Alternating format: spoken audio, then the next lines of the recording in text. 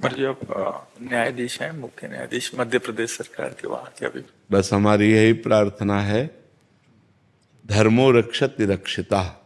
जो धर्म की रक्षा करता है, धर्म उसकी रक्षा कर लेता है। मनुष्य जीवन का परम लक्ष्य है भगवदानंद। ये सब छूट जाएगा, आपका पद छूट जाएगा, आपका शरीर छूट जाएगा, आपका वैभव छूट जाएगा, आपका संबंध छूट जाएगा, सब ये छूट जाएगा। और वो कुछ समय के लिए है, ये सब कुछ समय के लिए है। लेकिन हमारा निरंतर आनंद बढ़ता रहे और हम पतित ना हो, क्योंकि ये 70 वर्ष 80 वर्ष, उसमें भी 40 50 तो चले गए। अब कितने मिनट रह गए, कितने सेकंड रह गए, हमें पता नहीं। और वो सेकंड ऐसा होता है जो सब विध्वंस कर देता है, सब छूट जाता है। इसके बाद आप जाएंगे, आपका नाश नहीं होता, आप अविनाशी हैं। ये शरीर और इस शरीर का नाटक जितना है वो यहीं रह जाता है। ये मायाकृत नाटक है। पति पत्नी पुत्र परिवार पद प्रतिष्ठा, ये मायाकृत है, ये सच्चिदानंद नहीं है, ये त्रिकाल सत्य नहीं है, ये अनित्य है, ये नित्य नहीं है। इस अनित्य से हमें नित्य की प्राप्ति कर लेनी है। अपने पद के कर्तव्य को पूजा बना लेना है और भगवान को वो पूजा समर्पित कर देनी है। बस इसी से भगवत प्राप्ति हो जाएगी। अर्जुन जी को कह रहे हैं युद्ध रूपी पूजा कर।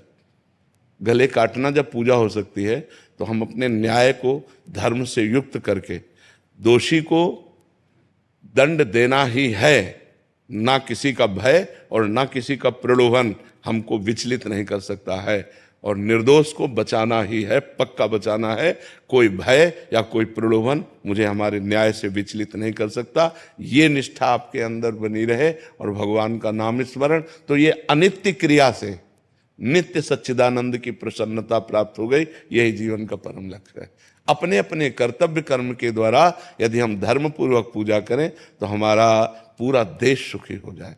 आज जहां हम अपने कर्तव्य से चित होकर भय या प्रलोभन के वशीभूत हो जाते हैं, वहीं हमारी हानि हो जाती है, वहीं हमें अशांति प्राप्त होती है, वहीं हमारे द्वारा ऐसे कृत्य हो जाते हैं जिससे हमारे समाज को पीड़ा पहुंचती है। ये समाज सब भगवत स्वरूप है। हमें अपने अपने अधिकार के अनुसार सेवा करने के लिए भगवान ने ये पद दिए हैं। तो बहुत निर्भय होकर और निर्लोभी बन करके अपने पद का पालन करो, यही भगवान की पूजा हो जाएगी। इसी से भगवान प्रसन्न हो जाएंगे और भगवान प्रसन्न हो गए तो सर्वमंगल।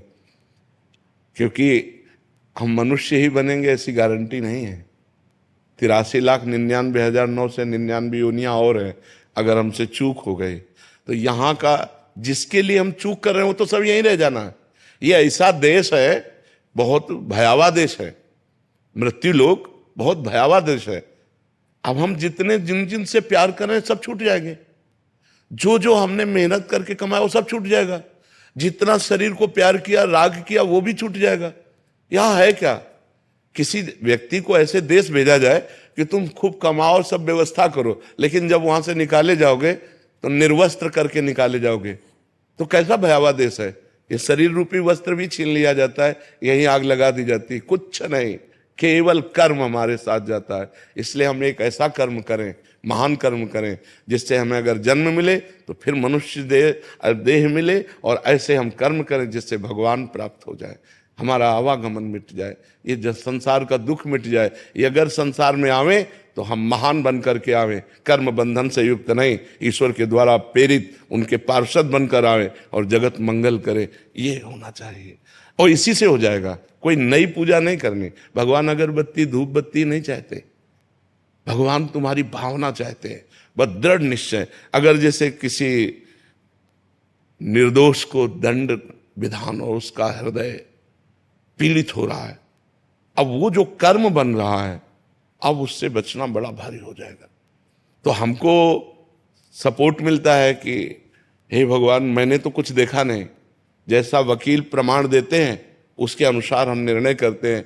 भगवान हमारे निर्णय को आप देख लीजिएगा। नाथ, मेरा इसमें दोष नहीं, मेरे सामने जो प्रमाण है उन्हीं प्रमाणों के अनुसार हम आपकी प्रेरणा से निर्णय करते हैं। आप इसके जिम्मेदार हैं, हम जिम्मेदार नहीं। नाथ, अगर कहीं त्रुटि हो तो आप प्रेरणा करो और संभालो, तो हमारा जीवन निष्पाप होता चला जाएगा और हम महान भगवान को प्राप्त हो जाएंगे। सही मार्ग में चलने पर नारायण स्वामी नाम के एक महान जज हुए हैं, महान जज थे, और वो नारायण स्वामी हुए। उनके रोम रोम से भगवान का नाम कीर्तन चलता था। तो ऐसा नहीं है कि हमको भगवान की प्राप्ति के लिए कोई और वेश या कोई और क्रिया करनी पड़ेगी, इसी क्रिया से हो जाएगी। बस धर्म पूर्वक कीजिए और खूब नाम जप कीजिए। अभी पदवी से पहले ये आपका आशीर्वाद, अभी पदवी अपने बैठे नहीं है तो उससे पहले आपका आशीर्वाद देने के लिए आए कि आपका आशीर्वाद लेके अब उस पदवी पे बैठा बिल्कुल, जाएगा, उससे बिल्कुल। पहले ये बैठे नहीं है। बिल्कुल ठीक है। और मुझे राम नाम की अखंड भक्ति का आशीर्वाद हाँ बिल्कुल। आप अपने मुंह से कि मेरे को आशीर्वाद ये दीजिए।